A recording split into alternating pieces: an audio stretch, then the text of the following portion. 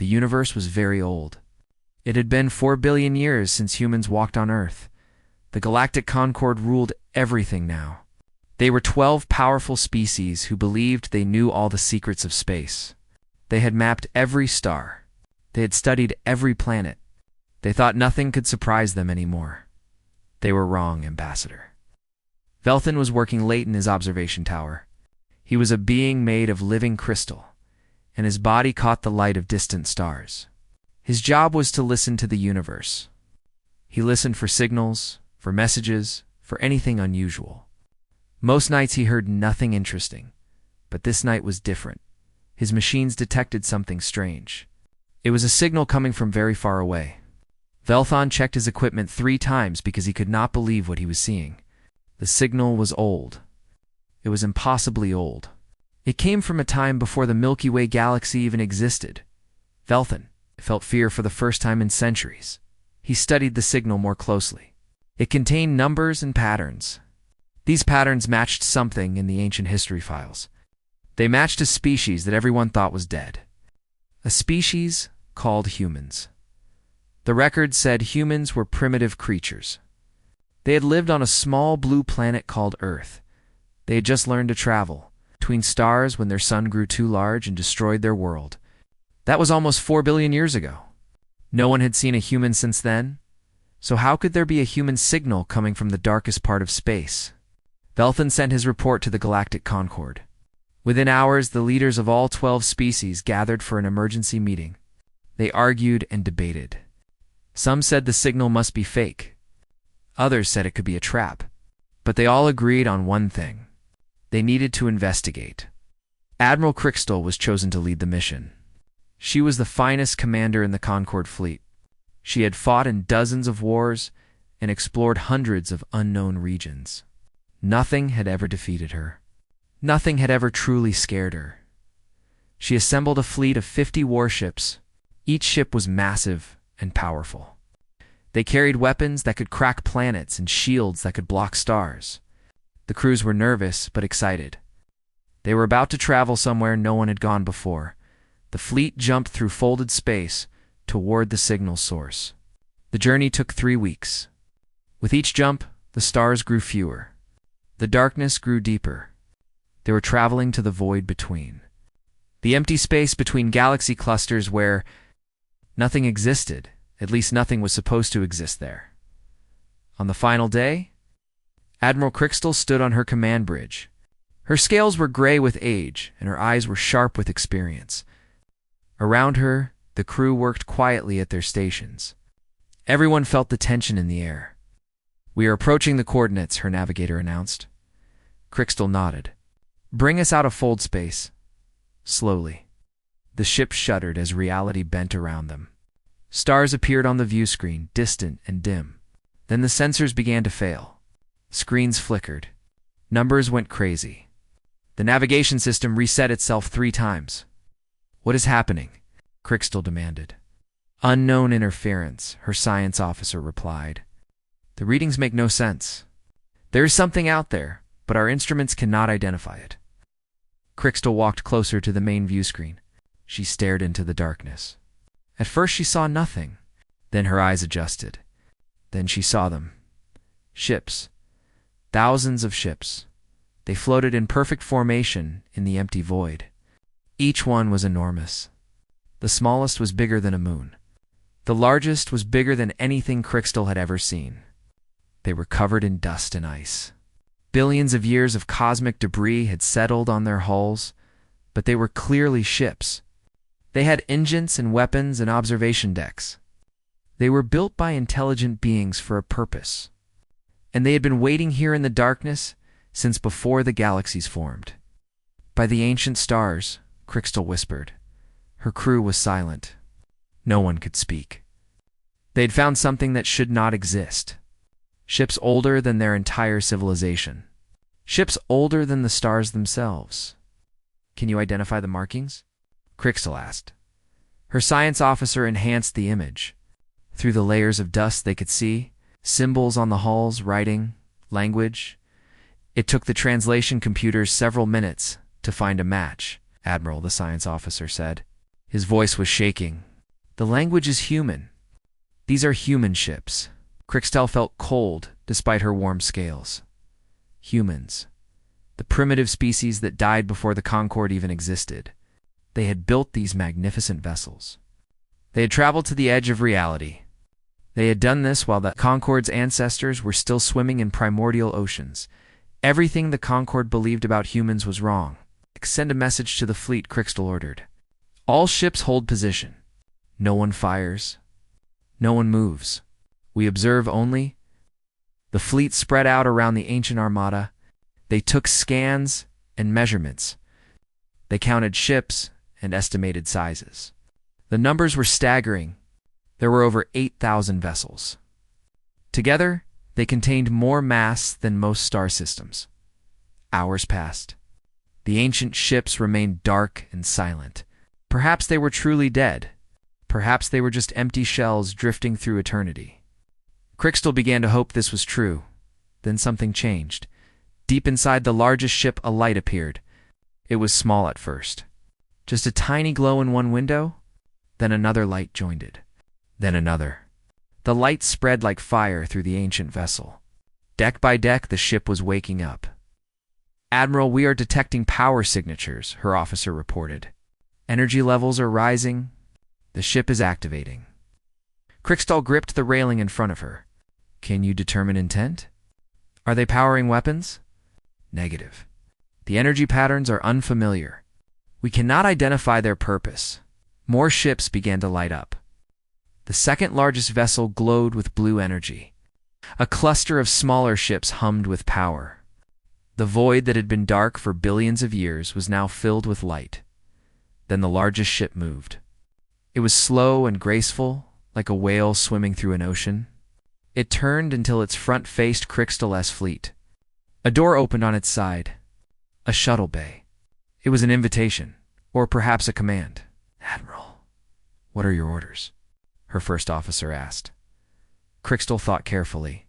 She could retreat. She could flee back to Concorde space and report what she had found. That would be the safe choice. But Crixtel had never chosen safety over knowledge. She had not become admiral by running away. "Prepare my shuttle," she said. "I am going aboard," her officers protested. It was too dangerous. They knew nothing about these beings. But Crixtel silenced them with a look. She chose 3 volunteers to accompany her. Together, they boarded a small shuttle and flew toward the ancient ship. As they approached, the scale became clear. The shuttle was like an insect next to a mountain. The hull of the ancient ship stretched in all directions. It was covered in strange patterns and symbols. Some looked like writing. Others looked like art.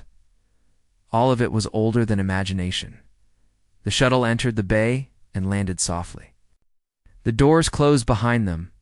For a moment, there was only darkness. Then lights activated along the floor. They formed a path leading deeper into the ship. It was a welcome. It was a guide. Something wanted them to follow. Crixtel stepped out of the shuttle. The air was breathable. The gravity was comfortable. Whoever built this ship had prepared for visitors.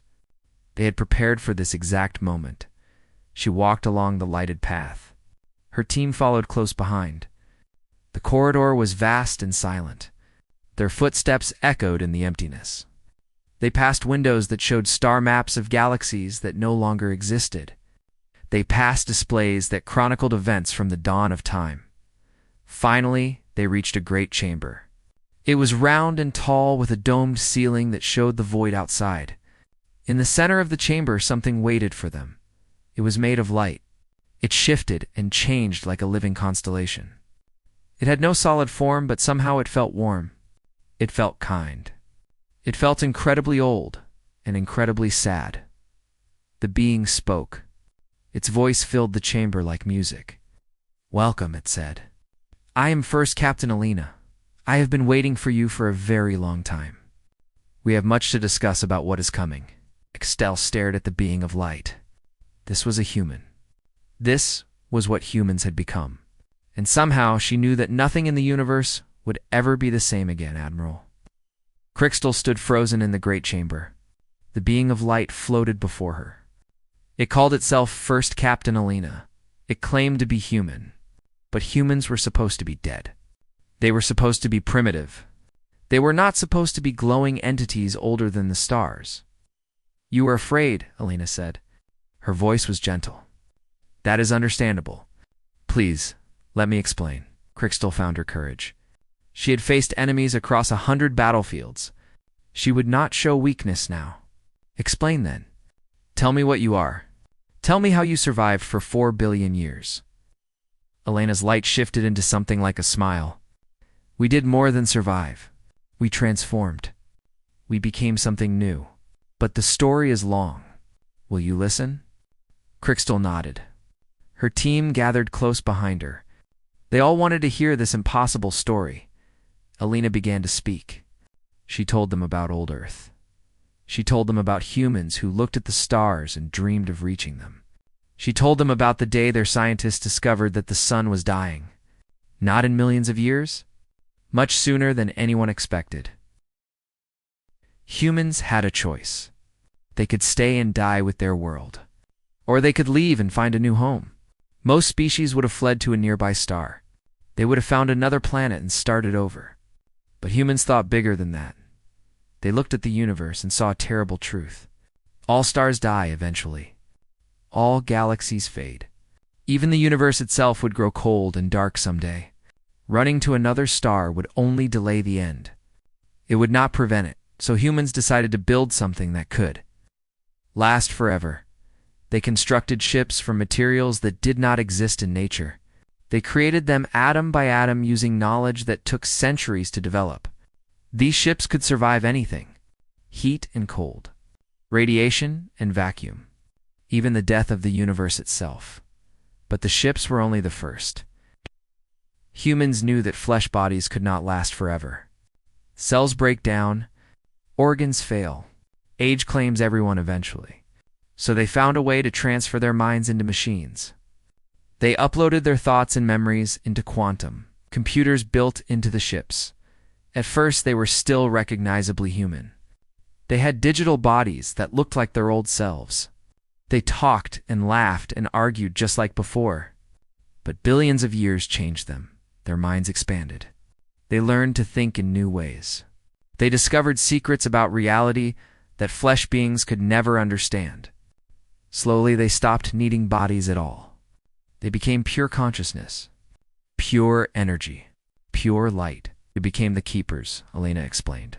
That is what we call ourselves now. We keep the memories of everything that ever was.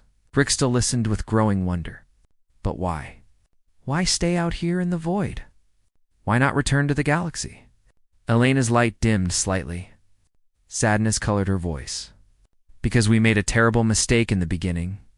Let me show you. The chamber changed around them.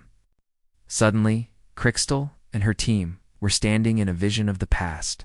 They saw a young galaxy filled with new civilizations. They saw keeper ships approaching a primitive world. They saw the keepers offering gifts, technology, medicine, knowledge. The primitive species accepted everything with joy. Within a generation, they had cities that touched the clouds. They had machines that did all their work. They had cures for every disease. They wanted for nothing, and then they began to die. Not from violence or sickness. They died from emptiness. Without struggle, there was no purpose. Without challenge, there was no growth. Without pain, there was no appreciation for joy. The species simply stopped caring about life. Within 3 centuries, they were extinct. We tried to help them, Elena said. We thought we were being kind, but we destroyed them more completely than any enemy could have. The vision showed more worlds, more species. Again and again, the keepers offered help. Again and again, the result was the same. Species that were given everything became species that wanted nothing. They lost their will to live. We learned a hard truth, Alina continued. Struggle creates strength. Difficulty creates meaning. Suffering creates compassion. Without these things, consciousness becomes hollow. It fades away. The vision ended. They were back in the chamber. So we withdrew, Elena said. We stopped interfering. We watched from afar. We recorded everything, but we did not act. We let civilizations rise and fall on their own.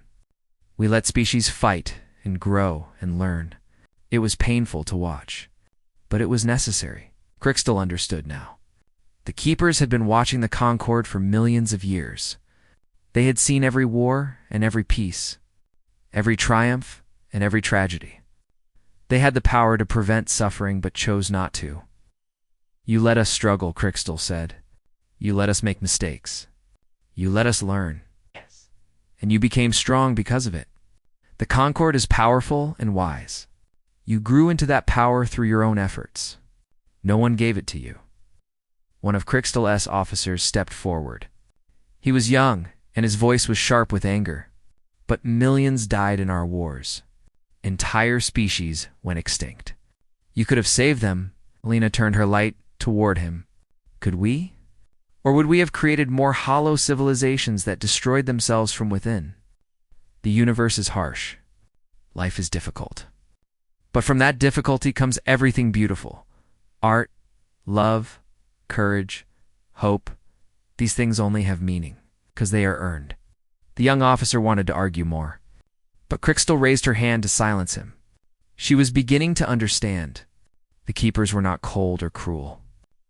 They had learned a lesson that lesser beings could not comprehend. Sometimes the kindest thing was to let others find their own way. You said you have been waiting for us, Crystal said. You said something is coming. What did you mean? Elena's light flickered with something like fear. It was strange to see fear in a being that had existed for billions of years. Whatever was coming must be truly terrible. Come with me, Elena said. I will show you. She led them through the ancient ship. They passed chambers filled with records of dead civilizations. They passed gardens where strange plants grew in artificial light. They passed sleeping quarters where other Keepers rested in forms of light and shadow. Finally, they reached an observation deck at the front of the ship. The dome above them showed the universe in all directions. Stars and galaxies stretched into infinity. It was beautiful. Then Alina pointed toward the edge of the visible universe. There, she said. Do you see it? Crystal looked. At first she saw nothing unusual. Just the darkness between galaxies. But then she noticed something wrong. Part of the darkness was different. It was not just empty space. It was an absence. A wrongness. A place where reality itself seemed to end. What is that? She whispered. We call it the unraveling, Elena said. It is not destruction as you understand it. It does not burn or break or kill. It simply unmakes. Reality forgets that it exists. Matter stops being matter. Energy stops being energy. Everything touched by it simply ceases to be. Crystal felt true terror for the first time in her long life. She had faced weapons that could shatter planets. This was something far worse. This was the end of existence itself. Is it natural? She asked. We have seen it before in previous cycles of the universe. Each time it appears, it spreads. Each time, it consumes everything. Each time reality ends and begins again. Previous cycles? You mean the universe has ended before? Alina nodded her light. Many times. The universe dies and is reborn. Most beings never know this because nothing survives from one cycle to the next. But we found a way to persist. We hid in the spaces between realities. We watched the old universe die and the new one be born. This was too much information to process. Crystal's mind reeled. The universe had died and been reborn multiple times. The Keepers had survived it all. And now, the end was coming again. Can it be stopped? Crystal asked. Alina was quiet for a long moment. Perhaps. In the last cycle, we created something called reality anchors. They are points of concentrated meaning. The unraveling cannot dissolve something that exists too strongly. Our anchors saved small pockets of reality. Enough for us to survive. Then make more anchors. Save more of the universe. Cannot. We are too few now. Creating the anchors nearly destroyed us last time. Our numbers dropped from trillions to thousands. We do not have the strength to do it alone again. Crystal suddenly understood why the Keepers had revealed themselves. They were not just sharing knowledge. They were asking for help. "You need us," she said. "Yes, the Concord has 12 species, billions of minds. Each species sees reality differently. Each perspective adds strength to the anchors. Together, we might save everything. Apart, we will all be unmade." Crystal looked out at the darkness, eating the edge of existence. She looked at her crew. She thought about her people and all the species of the Concord. They had spent so long believing they were the masters of the universe. Now they learned they were just children facing a storm they could not imagine. But children could grow. Children could become strong. And sometimes children could do what their elders could not. "Take me back to my fleet," Crystal said. "I need to speak with the Concord. If we are going to save reality itself, we have a lot of work to do." Elena's light brightened with something like hope. It had been billions of years since she felt hope. It felt strange and wonderful. "Thank you," she said. "I knew we were right to wait for you. I knew the younger species would be strong enough." Crystal smiled grimly. "We will see. The Concord does not agree on much. Getting 12 species to work together might be harder than fighting the unraveling itself." Elena laughed. It was the first time she had laughed in a million years. "Then perhaps that is exactly the challenge you need." The Concord High Council met in the Grand Chamber on the Capital World. It was the largest meeting hall in the galaxy. 12 thrones circled the room. Each throne held the leader of a different species. They had ruled together for millions of years. They rarely agreed on anything. Admiral Crystal stood in the center of the room. She had just finished telling them everything. The ancient human ships, the keepers, the unraveling, the request for help. Now she waited for their response. Counselor Mornvex spoke first. He was from the Thought Collective. His species communicated through pure telepathy. They believed they were the most intelligent beings in existence. They did not like being proven wrong. "This is clearly a deception," Mornvex said. His thoughts projected into every mind in the chamber. "Humans were primitive creatures. They could not possibly have achieved what you describe. These keepers are lying to manipulate us." Ambassador Velthan of the Crystal Dominion disagreed. "I detected the signal myself. It was genuinely ancient. No technology we know could fake something so old, and perhaps it is a trap," Mornvex continued. "Perhaps some hostile force is using human imagery to fool us. We should destroy these ships before they destroy us." "Destroy them." Crystal was shocked. "Their smallest ship is bigger than our largest. Their technology is billions of years more advanced. If we attacked them, we would be throwing stones at a mountain." The council erupted into argument. Some wanted to fight. Some wanted to hide. Some wanted to pretend nothing had changed. They shouted and accused and blamed each other for problems that had nothing to do with the current crisis. A small voice cut through the noise. "May I speak?" Everyone turned to look. The voice came from the newest member of the council, Ambassador Thessaly of the Kindred. Her species had only achieved space travel 300 years ago. They were the youngest civilization in the Concord. Many of the elder species barely respected them. "What could you possibly contribute?" Mornvex asked with contempt. Thessaly stood. She was small compared to the others. Her fur was soft gray, and her eyes were large and gentle. But her voice was steady. "I have a question for Admiral Crystal. You spoke with a keeper called Elena. Did she seem evil to you? Did she seem like she wanted to harm us?"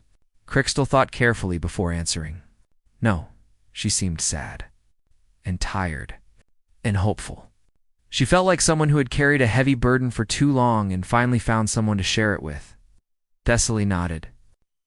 "The elder species have spent millions of years building empires and fighting wars.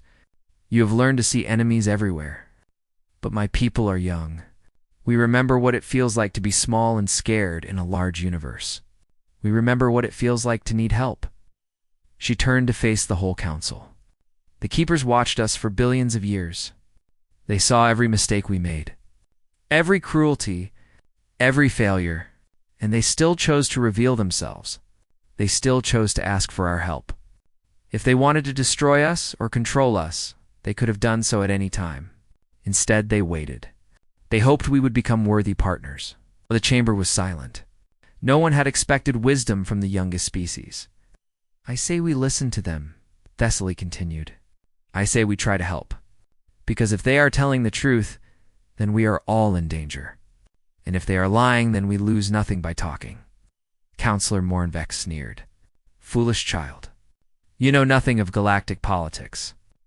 I know that politics will not matter if reality itself is destroyed, Thessaly replied. I know that pride will not protect us from the unraveling. I know that we can choose to work together, or we can choose to die alone. The vote was held. It was closer than it should have been. But in the end, the council agreed to cooperate with the keepers. They would send representatives to learn more. They would consider creating the reality anchors. Mornvex left the chamber in anger. He was certain this was a mistake. He was certain the keepers were manipulating them all, and he was determined to prove it. Weeks passed. Scientists from all 12 species traveled to the keeper fleet. They studied the ancient ships. They learned about the reality anchors. They began to understand what would be required. Creating an anchor was not like building a machine. It required something deeper. Each species had to contribute a piece of their essence, their memories, their beliefs, their understanding of what it meant to exist. These pieces would be woven together into something stronger than any of them alone. But there was a problem. The species of the Concord did not trust each other. The Crystal Dominion and the Thought Collective had been rivals for ages. The Flame Bearers and the Deep Swimmers had fought 3 wars in the last 1,000,000 years. Old hatreds ran deep. Asking them to share their innermost essences was asking for the impossible. First Captain Alina tried to help. She showed them records of past species who had overcome their differences. She shared the wisdom the keepers had gathered across billions of years. But words were not enough. The wounds were too old. Then the unraveling grew closer. It was moving faster now. Every day brought reports of stars vanishing at the edge of known space. Not exploding or collapsing, simply ceasing to exist. The darkness was spreading toward the heart of the Concord. Fear began to change minds. The first breakthrough came between the Crystal Dominion and the Thought Collective. They had been enemies for so long that no one remembered why. Their leaders met in private and talked for hours. They discovered that their conflict started over a misunderstanding, a single wrong thought that was interpreted as an insult. Millions of years of hatred over nothing. They chose to let it go. When they contributed their essences to the first anchor, something amazing happened. The crystal memories of the Dominion combined with the pure thoughts of the collective. They created something new, something beautiful, a structure of light and meaning that pulsed with shared existence. Other species saw this and began to believe. Maybe cooperation was possible. Maybe they could set aside their differences. The Flame Bearers apologized to the Deep Swimmers. The Sky Singers forgave the Groundwalkers. One by one the old feuds ended, but not everyone was ready to forgive. Counselor Mornvex had been working in secret. He believed the Keepers were controlling the other species through some kind of mental influence. He believed the anchors were actually devices that would enslave everyone who contributed to them. He planted a device in the Anchor Forge. It was designed to disrupt the process, to prove that the anchors were dangerous, to show everyone that he was right. The device activated during the creation of the third anchor. The energy went wrong. The carefully woven essences began to tear apart. 3 scientists were caught in the backlash. Their minds were damaged. One of them would never recover. Alina found the device. She traced it back to Mornvex. The council was furious. Mornvex had sabotaged their only hope of survival. He had hurt innocent people. He had done it all because of suspicion and pride. I was trying to save us, Mornvex protested. I was trying to expose the truth. Admiral Crystal stepped forward. The truth is that you let fear control you. The truth is that you would rather doom the universe than admit you might be wrong. Mornvex was arrested. He would face judgment later. But the damage was done. The third anchor was ruined. They would have to start over. and the unraveling was getting closer every day. That night, Alina came to Crystal. The Admiral was standing alone on an observation deck. She was watching the stars disappear at the edge of the sky. "Do you regret coming to us?" Crystal asked. "We have caused nothing but problems." Alina floated beside her. "No, I expected problems. Your species are young and afraid. Fear makes people do terrible things. But fear also makes people brave. Mornvex chose fear. You chose courage. Most of your people are choosing courage. That is enough, is it? We have lost time we cannot afford. The unraveling will reach us before we finish the anchors. Then we will work faster, or we will find another way." The keepers did not survive for billion years by giving up when things were difficult. Crystal smiled despite her worry. "How do you stay so hopeful after so long?" Alina was quiet for a moment. "I remember what it felt like to be human, to be small and mortal and scared. Humans were never the strongest species. We were not the smartest or the fastest. But we never stopped trying. We never stopped hoping. That stubbornness is what carried us across billions of years, and now I see that same stubbornness in you." The next morning brought unexpected news. Counselor Mornvex wanted to speak with Alina. He was being held in a secure cell. His mind was closed to telepathy. He had nothing left but his own thoughts. Alina went to him alone. She found him sitting in darkness. He looked smaller than before. His pride had broken and left only doubt. "I was wrong," he said. "I knew it the moment the anchor failed. I felt those scientists suffer, and I knew I had caused it. I was so certain you were the enemy that I became the enemy myself." "Why are you telling me this?" Alina asked. "Because I want to help fix what I broke." "I have no right to ask." "But I'm asking anyway." Alina studied him. She had seen billions of beings across countless centuries. She knew the difference between true regret and performance. This was true. "Anchors require truth," she said. "They require beings to contribute their genuine essence. Even doubt. Even cynicism. Even the painful knowledge of your own failures.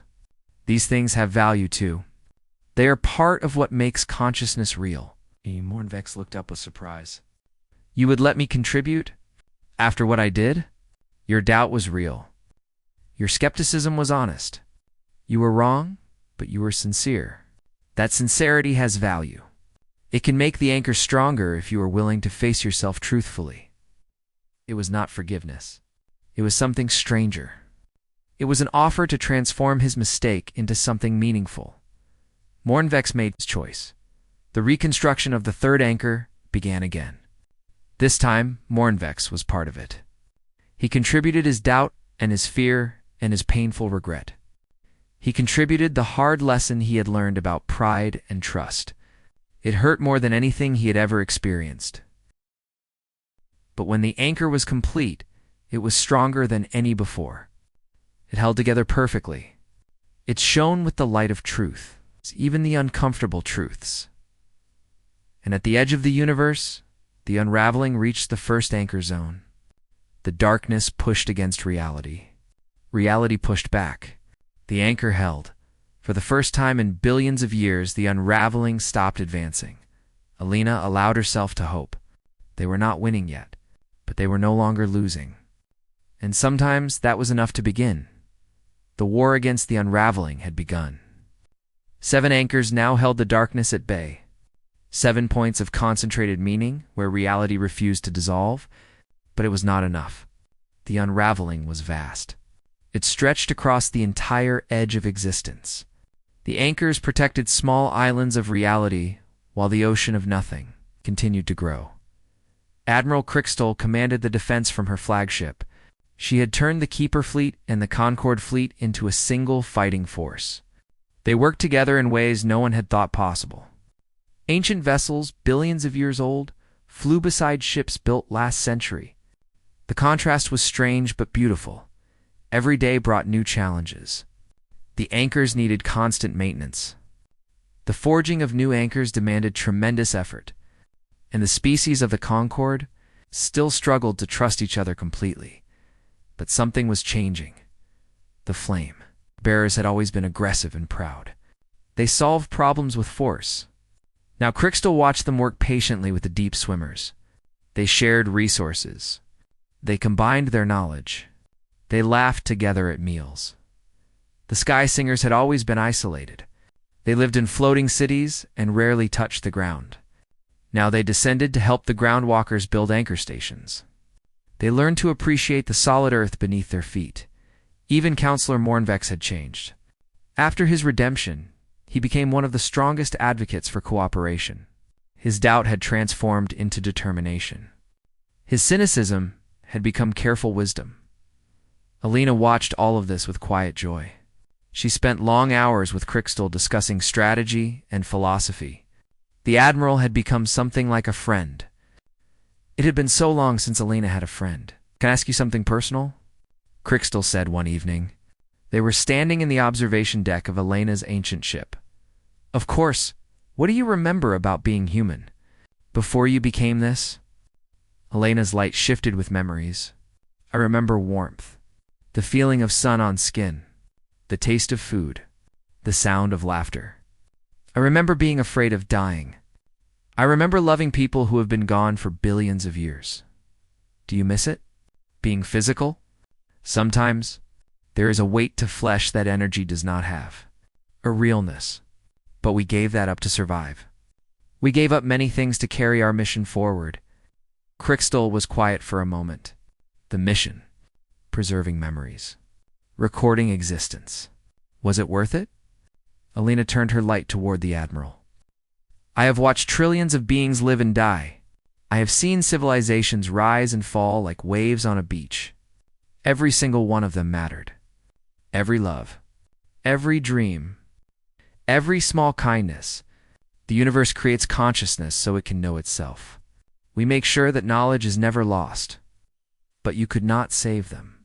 You could only remember them. Saving them was not our purpose. Remembering them is, you cannot prevent death, but you can prevent forgetting.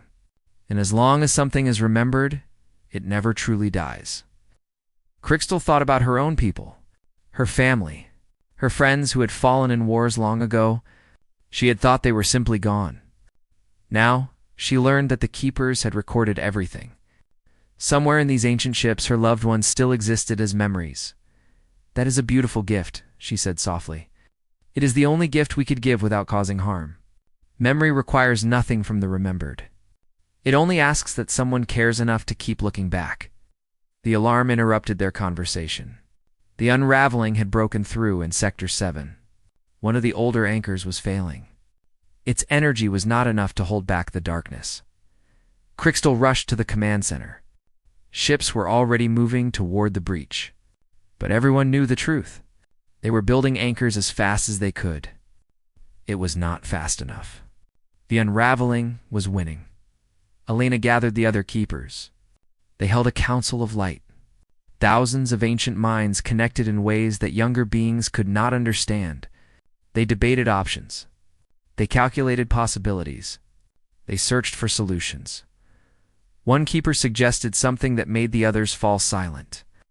We could become an anchor ourselves. The idea was terrifying. The Keepers had survived billions of years by preserving their essence. They had watched universes die and be reborn. They had carried the memories of countless civilizations. To become an anchor meant giving that up. It meant becoming part of reality's foundation. It meant ending their long journey. It would work, Alina admitted. Our combined existence contains more meaning than 1,000 anchors. If we merged into a single great anchor, we could stop the unraveling permanently. But we would be destroyed, another Keeper said. Everything we have collected, everything we have preserved, gone. It's not destroyed, transformed. We would become part of reality itself. Our memories would be woven into the fabric of existence. The debate continued for days. Some Keepers wanted to sacrifice themselves immediately. Others refused to give up their individual existence. Most were simply afraid. Alina understood their fear. She felt it herself. But she also felt something else. Something she had not felt in a very long time. Relief, for billion years, was a long time to exist. She had carried the weight of memory across ages beyond counting. She had watched everything she loved decay and die. She had endured because endurance was her purpose, but she was tired. So terribly tired. The idea of becoming an anchor was not just sacrifice. It was rest. It was finally laying down the burden and becoming something peaceful. Something eternal in a different way. But she could not ask the others to join her. That choice had to be their own. While the keepers debated, Crystal worked on a different plan. She had been thinking about what Elena told her. About the value of younger species. About the strength that came from struggle. The Concord species had something the keepers did not. They were still alive. Still growing. Still fighting. Their existence was concentrated and intense in ways that ancient beings could not match. What if they combined both? She brought her idea to the Concord Council. The anchors worked because they contained meaning. The keepers had meaning from billions of years of observation. But the Concord had meaning from living right now. From loving without certainty. From hoping without proof. From choosing to fight when victory was impossible. If both contributions merged together, the resulting anchor would be stronger than either alone. Ambassador Thessaly said, "To become part of them, I am asking us to become part of something new. Together. What would happen to us? Would we die? No, we would transform. Our individual minds would merge into something larger. We would still exist, but not separately. We would be aware, but also part of everything." The council was divided. Some saw it as beautiful transcendence. Others saw it as terrifying death. The arguments went on for days. Meanwhile, the unraveling continued to spread. Alina came to Crystal with news. The keepers have reached a decision. Many of us are willing to become an anchor, but not all. Those who wish to remain separate will withdraw. They will continue the mission of memory in whatever reality survives. How many are willing? Most of us. We are tired, Crystal. We have seen so much. We have carried so much. The chance to rest while still serving a purpose. It is a gift we did not expect, Crystal nodded. The Concord is still deciding. I think many will volunteer, but not everyone. And that is right. This choice cannot be forced. It must be free. The anchor will only work if everyone who joins chooses willingly. Consciousness cannot be anchored against its will. They stood together, watching the stars. More were disappearing every hour. The darkness was spreading faster than their preparations could match. "Are you afraid?" Crystal asked. "Yes, but I am also ready. I have been ready for a long time. I just did not know what I was ready for." "I think I will volunteer," Crystal said. "I have lived a full life. I have commanded fleets and explored unknown space. I have seen wonders I never imagined. But the thing I will be proudest of is this, helping to save everything." Elena's light wrapped around the Admiral like a warm embrace. "Then we will do it together. Human and alien. Ancient and young. Separate and united." The final preparations began. Volunteers stepped forward from every species. Scientists and soldiers. Poets and workers. Old and young. They came because they believed in something larger than themselves. They came because they wanted their existence to matter. Not everyone volunteered. Many chose to remain behind. They would rebuild in the protected universe. They would continue the story that the anchors would make possible. That was also important. That was also noble. The day of the joining arrived. The great anchor would be forged at the center of the Keeper fleet. Every volunteer gathered there. Millions of beings from dozens of species. Thousands of ancient keepers. They filled the vast space between the ships. They waited for the transformation. Alina spoke to them all. Her light was brighter than it had been in ages. "We come from different worlds. Different times. Different forms of life. But we all share one thing. We exist. We think. We feel. We matter. Today we will combine that existence into something permanent. Something that will hold reality together forever. We will become the foundation of everything that follows. Are you ready?" The answer came from a million voices at once. Yes, the process began. It was not painful. It was strange. Each mind felt itself expanding, connecting, blending with others, while somehow staying distinct. Like drops of water joining an ocean, separate and together. Individual and infinite. Crystal felt Elena's ancient memories merge with her own. She saw Earth through human eyes. She felt the sun that had burned so long ago. She understood billions of years of patience and hope and sorrow. Elena felt Crystal's warrior spirit. Her determination, her loyalty to her people. She remembered what it felt like to be young and mortal and brave. They became something new. Something that was both of them and neither of them, and more than either, could have been alone. The great anchor formed. It was vast beyond comprehension. It stretched across dimensions that mortal beings could not perceive. It blazed with the concentrated meaning of everyone who had joined, and it worked. The unraveling stopped. Not just slowed, stopped completely. The darkness that had been eating reality encountered something it could not dissolve. The great anchor was too real, too meaningful, too full of existence. Slowly, the universe began to heal. The edges of reality stabilized. The lost stars could not return, but no more would disappear. The war was over. The universe was saved, and at the heart of everything, the great anchor pulsed with eternal awareness. Millions of minds merged into one, remembering everything, holding everything together, finally at peace. 1,000 years had passed since the great joining. The universe had healed. Where the unraveling had once spread, there was now stable space. New stars formed in the emptiness. New planets cooled from cosmic fire. Life was beginning again in places where nothing had existed for ages. The Concord had rebuilt stronger than before. The 12 species who once argued and competed now worked together as true partners. The crisis had changed them. They had learned that cooperation was not weakness. Trust was not foolishness. Unity was not surrender. New species had risen to join them. The survivors of the Great Joining had welcomed young civilizations into the Concord. They shared knowledge freely now. They remembered the lesson the keepers had taught them. Guidance should be offered. Help should be given. But the struggle to grow must remain. Ambassador Thessaly had lived to see this new age. She was old now. Her gray fur had turned white. Her eyes were cloudy, but her mind was as sharp as ever. She had become the greatest diplomat the Concord had ever known. Today, she was taking her grandchildren on a special journey. Their ship traveled to the center of the universe. It was a pilgrimage that millions made every year. Beings from every species came to see the great anchor. They came to remember. They came to give thanks. They came to add their own small meanings to the eternal whole. The children pressed against the observation windows as they approached. They had heard stories about the anchor all their lives, but stories could not prepare them for the reality. The great anchor was vast.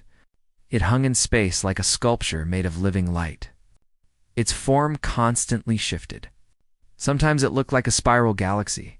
Sometimes it looked like a tree with infinite branches. Sometimes it looked like patterns that had no name. It was beautiful in ways that broke the heart. "What is it made of?" the youngest child asked. Thessaly smiled. "People. It is made of people. Millions of beings who chose to become something greater than themselves. Are they dead?" "No, they are not dead. They are different. They are aware. They remember everything they were. But now they are also part of everything else." The ship docked at the pilgrimage station. Thessaly led her grandchildren through halls filled with artwork from every Concord species. The walls told the story of the Great Crisis, the discovery of the Keepers, the threat of the unraveling, the sacrifice that saved existence. At the end of the hall was a door. "Beyond this door is the Chamber of Voices," Thessaly explained. "Inside you can communicate with the anchor. You can speak to those who joined." The children looked nervous. "What do we say?" "Whatever is in your heart, they will hear." They always hear. They entered the chamber together. It was circular and quiet. The ceiling was transparent, showing the anchor floating above. Its light filled the room with warmth. Thessaly knelt on the soft floor. Her grandchildren knelt beside her. They closed their eyes and opened their minds. At first, there was only silence. Then something gentle touched their thoughts. It was not a single voice. It was many voices blended into one. It was warm like sunlight, kind like a parent's love, ancient like the stars. The youngest child thought of her father who had died last year. She missed him so much. The voices answered with compassion. They showed her that grief was proof of love, that missing someone meant they had mattered, that the people we lose remain with us in memory. The older children asked about the future. Would the unraveling return? Would the universe be safe? The voices answered honestly. Nothing was certain. Existence always faced challenges, but the anchor would hold, and the concord was strong. The future would be what they made it. Thessaly had her own question. She had asked it many times over the centuries, but she asked it again because the answer always helped. Admiral Crystal, are you there? The warmth in her mind intensified. Something familiar emerged from the chorus of voices. It was not quite Crystal. Not entirely. But it remembered being her. It carried her essence. I am here, young ambassador. Though you are not so young anymore. Thessaly laughed softly. Neither are you. Neither is anyone. How is the Concord? How is your family? Tell me everything. They talked for hours, or maybe minutes. Time moved differently in communion with the anchor. Thessaly told stories of her children and grandchildren, of treaties negotiated and crises averted, of small kindnesses and quiet victories. Crystal's presence listened with joy. She had given up individual existence, but she had not given up caring. If anything, she cared more now. Every being in the universe was precious to her. Every story mattered. I have missed these conversations, Thessaly admitted. I am always here. Whenever you need me, for as long as you exist, and after, then I will remember you. You will become part of what we hold. Your story will never be lost. The children were getting tired. Communion with the anchor was intense for young minds. Thessaly prepared to leave. One more question, she said. Alina, the first captain, is she at peace? The warmth shifted. Something even older emerged. It felt like starlight and ancient oceans. It felt like the first fire that ever burned, and the last thought that would ever think. I am at peace, Alina answered. I carried the weight of memory for 4 billion years. Now I share that weight with millions of others. We remember together. We exist together. We hold reality together. It is more than peace. It is purpose. It is home. Thessaly bowed her head. Thank you for everything you did, everything you gave. We will never forget. We know. That is why we did it. As the connection faded gently, the voices withdrew. The chamber returned to quiet. Thessaly led her grandchildren back to their ship. They were quiet on the journey home. The experience had changed them. They understood things now that they had not understood before. About sacrifice. About meaning. About what it meant to be part of something larger. Life in the Concord continued. Species grew and changed. New civilizations joined the community. Old problems were solved and new ones arose. Time moved forward as it always did, but at the center of everything, the great anchor remained. It pulsed with the heartbeat of 1 trillion souls. It remembered every love and every loss, every triumph and every failure, every small moment that made existence worthwhile. Sometimes visitors heard voices drifting from the anchor, not directed at anyone in particular, just memories speaking to each other, sharing stories across the eternal now. One voice appeared more often than others. It was warm and ancient, and somehow still human after all this time. It spoke words that had become a kind of prayer for the new age. We were never alone. From the first star to the last thought, we were always together, all of us, in this together. Children learned these words in school. Elders whispered them at death. They were carved into monuments across 1,000 worlds. They reminded everyone that existence was not a competition. It was a collaboration. Every being that ever lived was part of the same vast story, and that story would never end, because humanity had made sure of it. 4 billion years ago, a small scared species looked at their dying sun and refused to accept extinction. They built ships that could survive forever. They transformed themselves into beings of light and thought. They watched the universe with patience and love, and when the time came, they gave everything to save. Everything not because they had to, but because they chose to. That was what made them human. That was what humans became. In the end, they became the foundation of reality itself. They became the memory of all things. They became the eternal proof that existence matters, that consciousness is precious, that love is stronger than entropy. The universe would continue. Stars would burn and die. Species would rise and fall. Nothing would last forever, but the anchor would hold.